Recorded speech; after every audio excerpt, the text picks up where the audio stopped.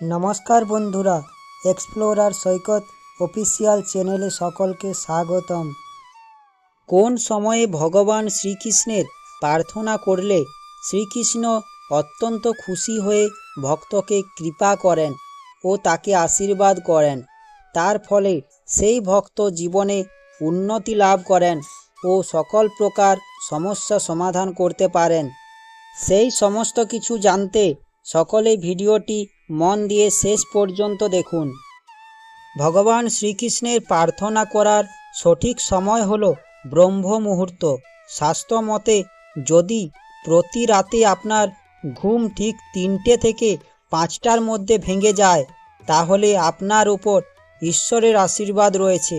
শাস্ত্র অনুসারে ব্রহ্ম মুহূর্ত হল গোটা দিনের সর্বশ্রেষ্ঠ ও মোক্ষম সময়। এই সময় ঘুম থেকে বিছানা ছাড়া দরকার। কাজের মাধ্যমে ভাগ্য পরিবর্তন করতে ও সাফল্য অর্জন করতে ব্রহ্ম মুহূর্তে শ্রীকৃষ্ণের পূজা করা উচিত। মনে করা হয় এই সময়ে ঈশ্বরের দূতেরা আকাশ দিয়ে ঘোরাফেরা করেন, তাই প্রতিদিন এই সময় ঘুম ভেঙে গেলে শ্রীকৃষ্ণের নাম নিন। তার আশীর্বাদ আপনার উপরে সব সময় থাকবে। ভারতীয় শাস্ত্রে সব কিছু নিয়েই উল্লেখ রয়েছে। সময়, কাল, বর্ণ, ধর্ম থেকে শুরু করে দৈনন্দিন আমাদের নানা কাজ নিয়েও উল্লেখ রয়েছে। তাই যে কাজেই করতে চান না কেন, সবেতেই রয়েছে কোনো না কোনো কিছু কারণ। হিন্দু শাস্ত্র অনুযায়ী শুভ কাজ কিছু করতে হলে একটি নির্দিষ্ট সময়ে করা প্রয়োজন।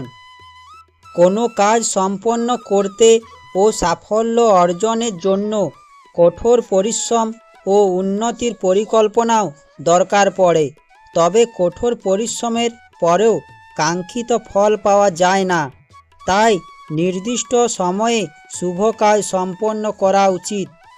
একটু ভালো করে দেখলে বুঝবেন, আগেকার দিনে ঋষিমুনিরা ভোরবেলায় অর্থাৎ সূর্যোদয়ের ঠিক আগে উঠে পড়তেন এবং ঈশ্বরের সাধনা করতেন। শুধু ঋষিরাই নয়, গ্রামাঞ্চলের অধিকাংশ মানুষরাই কাক ভোরে উঠে নিজের কাজ সম্পন্ন করেন। ভোরবেলা ওঠার অনেক উপকারিতাও রয়েছে, তেমনি ধর্মীয় দিক থেকে গুরুত্বও রয়েছে। শাস্ত্র অনুসারে ব্রহ্ম মুহূর্ত হল গোটা দিনের সর্বশ্রেষ্ঠ সময়। সনাতন ধর্মে ব্রহ্ম মুহূর্তকে অত্যন্ত বিশেষ বলে মনে করা হয়। এই সময়ে ঘুম থেকে উঠে যে কোনো কাজ করা খুবই শুভ বলে মনে করা হয়। জীবনে সুখ, শান্তি, ধন সম্পত্তি, উন্নতি, সাফল্য যদি একসঙ্গে পেতে চান, তবে ব্রহ্ম মুহূর্তে ঘুম থেকে উঠে শ্রীকৃষ্ণের পূজা সকলেই করুন। এই ব্রহ্ম মুহূর্তে মনে করা হয় এই সময় প্রকৃতি অত্যন্ত শুদ্ধ এবং পবিত্র থাকে। আর যদি এই সময়ে ঘুম থেকে ওঠা যায়, তাহলে মস্তিষ্ক এবং মানসিক স্বাস্থ্য সুস্থ ও সবল থাকে। এর ফলে মানুষের কর্মদক্ষতাও বেড়ে যায়। এছাড়া এই সময়ে ভগবানের আরাধনা করলে মনের সকল ইচ্ছা দ্রুত পূরণ হয়, কারণ এই সময় সব থেকে বেশি ভগবানের সঙ্গে সংযোগ স্থাপন করা যায়।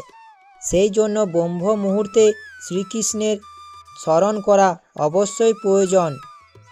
আপনারা ভাবছেন এই ব্রহ্ম মুহূর্ত কখন আসে? প্রাচীন গ্রন্থ অনুসারে সূর্যোদয়ের 1.5 ঘন্টা আগে যে সময় তাকেই বলে ব্রহ্ম মুহূর্ত। সূর্যোদয়ের সময়ের সঙ্গে এটি স্থান ও সময় বিশেষে বদলে যায়। আমাদের দেশের পূর্ব প্রান্তে ও পশ্চিম প্রান্তে সূর্যোদয়ের সময়ের মধ্যে অনেকটাই পার্থক্য রয়েছে। সেই হিসেবে এই দুই এলাকায় ব্রহ্ম মুহূর্তও আলাদা হয়। যখন সূর্যোদয় ভোর 5টায় হবে, তখন ব্রহ্ম মুহূর্ত হবে 3:30। আবার কোনো স্থানে সূর্যোদয়ের সময় যদি হয় সকাল 7টা, সেখানে ব্রহ্ম মুহূর্ত হবে ভোর 5:30। ভারতীয় প্রাচীন গ্রন্থ অনুসারে ব্রহ্মা হলেন সৃষ্টির দেবতা। তাই ব্রহ্ম মুহূর্ত হল স্বয়ং ব্রহ্মার সময়। আধুনিক চিকিৎসা শাস্ত্র অনুসারে ব্রহ্ম মুহূর্তে ঘুম থেকে উঠলে আমাদের শরীরের সমস্ত রোগ দূর হয় এবং মন আনন্দে থাকে। এই জন্য আমাদের শারীরিক ও মানসিক স্বাস্থ্য ভালো থাকে। হিন্দু ধর্মীয় শাস্ত্র অনুসারে ব্রহ্ম মুহূর্তকে অত্যন্ত বিশেষ এবং শুভ বলে মনে করা হয়। কথিত আছে, এই সময়ে ঘুম থেকে ওঠার পর করা প্রতিটি কাজেই সফল হতে সাহায্য করে। ধর্মীয় গ্রন্থ অনুসারে ব্রহ্ম মুহূর্তে ঘুম থেকে উঠলে দেবী লক্ষ্মীর কৃপা সব সময় বজায় থাকে। এছাড়াও ভাগ্যের সমস্ত দরজা এক এক করে খুলে যেতে শুরু করে এবং আমাদের মনের ইচ্ছা পূরণ হয়।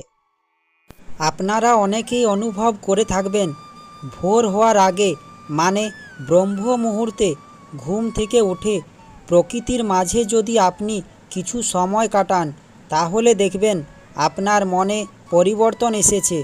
দিনের পর দিন এমনটা করলে আপনার ভাবনা চিন্তায় ফারাক আসতে শুরু করবে এবং সেই সঙ্গে মন এতটাই শান্ত হয়ে যাবে যে রাগ দূরে চলে যাবে। শ্রীকৃষ্ণ অর্জুনকে বলেছেন, যে ভক্ত আমাকে যেভাবে ভজনা করেন আমিও সেভাবেই তার ভজনা করি, কারণ সকল মানুষই সর্বতোভাবে আমার পথেই অনুসরণ করে। অর্থাৎ যে ভক্ত ভগবানকে যে রূপে ডাকে ভগবান তার চোখের সামনে সেই রূপেই অবতীর্ণ হন। ঈশ্বর তার ভক্ত ও সখা অর্জুনকে বলেছেন, যারা যেভাবে তার প্রতি আত্মসমর্পণ করে তিনি তাদেরকে সেইভাবেই পুরস্কৃত করেন। আসলে সর্বতোভাবে সকলেই ভগবানের পথ অনুসরণ করে। শ্রীকৃষ্ণ বলেছেন, আসলে পৃথিবীতে ভগবানকে এক একজন এক এক রূপে ভজনা করে। তারা এক এক রূপে ঈশ্বরকে কল্পনা করে নেন। ভক্তেরা বিভিন্নভাবে তার পূজা করেন। কেউ তাকে ডাকেন বালগোপাল রূপে, কেউ নারায়ণ রূপে, কেউ রাম রূপে এবং কেউ বিষ্ণু রূপে। আবার কেউ সাধনা সময় দেখতে পান গোপিনীদের সঙ্গে লীলা খেলায় রত শ্রীকৃষ্ণকে। আসলে নিজ নিজ চিন্তা অনুসারে ভক্তেরা তাকে পৃথক পৃথক রূপে দেখে। শ্রীকৃষ্ণ বলেছেন, নিজ নিজ চিন্তা অনুসারে ভক্তগণ আমায় পৃথক পৃথক রূপে মেনে থাকেন এবং নিজ নিজ মেনে নেওয়া অনুযায়ী আমার ভজন স্মরণ করেন। আমিও তাই তাদের চিন্তা অনুসারে সেই রূপেই দর্শন দান করি। শ্রী বিষ্ণু রূপের উপাসকদের শ্রী বিষ্ণু রূপে, শ্রী রাম রূপের উপাসকদের শ্রী রাম রূপে, শ্রীকৃষ্ণ রূপের উপাসকদের শ্রীকৃষ্ণ রূপে, শ্রী শিব রূপের উপাসকদের শ্রী শিব রূপে, দেবী রূপের উপাসকদের দেবী রূপে এবং নিরাকার সর্বব্যাপী রূপের উপাসকদের নিরাকার সর্বব্যাপী রূপেই প্রকাশিত হই। শ্রীকৃষ্ণ বলেছেন, যারা মৎস্য, কূর্ম, নৃসিংহ, বামন প্রভৃতি অন্যান্য রূপে উপাসনা করেন তাদের সেই সেই রূপে দর্শন দিয়ে তাদের উদ্ধার করে থাকি।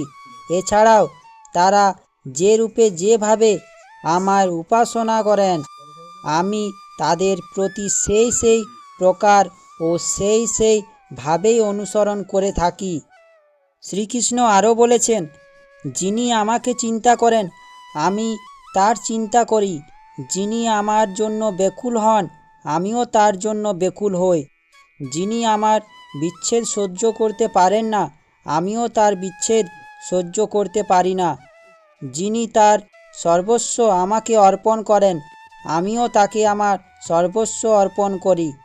যারা গোপবালকদের ন্যায় আমাকে নিজের সখা মনে করে আমার ভজনা করেন তাদের সঙ্গে আমি বন্ধুর মতো ব্যবহার করি।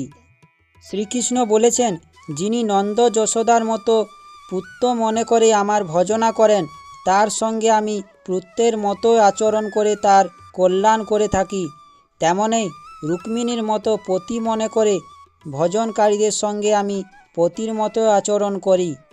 হনুমানের ন্যায় প্রভু মনে করে ভজনাকারীদের সঙ্গে প্রভুর মতো এবং গোপিনীদের মতো মাধুর্য ভাবে ভজনাকারীদের সঙ্গে প্রিয়তমের মতো ব্যবহার করি, তাদের কল্যাণ করি এবং তাদের আমার দিব্যলীলা দর্শন করাই। আশা করি শ্রীকৃষ্ণের বাণীটি শুনে আপনাদের ভালো লাগবে। শ্রীকৃষ্ণের বাণীটি দেখে ও শুনে ভালো লাগলে আমার চ্যানেলটা সাবস্ক্রাইব ও লাইক করার অনুরোধ রইল। শ্রীকৃষ্ণের বাণীটি সকলের কাছে পৌঁছেও দেওয়ার অনুরোধ রইল। ধন্যবাদ।